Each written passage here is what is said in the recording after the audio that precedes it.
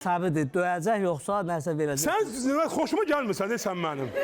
Sən də sən mənə belə bir tər gəlsən. Geyinmişsən axşalvarı, sarı koftanı, mənə bir tər gəlsən, sən. Ürəyim, mən nə dedim ki? Ürəyim nə də? Həyatım. Kişisən, sən. Sən kişisən, ürəyim nə də deyirsən? Neynirsən? Bacı, gəl al da məni bunun əlindən. Mən gətirdin, mən uç yerimə. Mən pandam.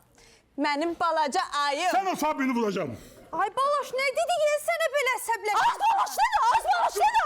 Az yaxşı, az yaxşı. Balaş nədir əsəbləşə? Az deydin, Balam, əsəbləşmə, balam, əsəbləşmə. Balam kimdə? Balam kimdə? Balam kimdə? Balam kimdə? Kimdə balam? Kimdə balam? Elə deyil, hadi. Elə deyil. Ay, qapardadır. Qapardadır. Balam. Ürəyim, əsəbləşmə. Bu nədir? Bu nədir? Bu nə ləhcəsidir? Bloger ləhcəsidir. Sənin ləhcəni dağıdacam. Sənin ləhcəni dağıdacam, gəl bura. Qardaş. Gəl bura, sənin ləhcəni dağıdacam. Balaca xana, onsuz da stolun altına gir. Gəl bura. Ürəyim niyə əsəbləşsə? Ay, ürəyim demə, hər vadın yandı mı? Ay, bir dəqiqə dayanın. Bak, Akırız dördümüz də buradayıq da. Ən çox xoşumuza gələn akımanı, gəlin çəkək onu.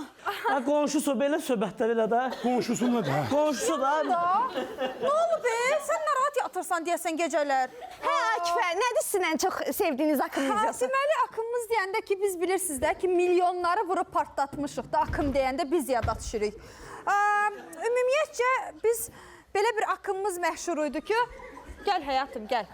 Bizim belə bir akımımız məşhur idi. Bağla da onu, ne olar? Bir yerə bağla da onu. Ürəyim, onu bir yerə bağla.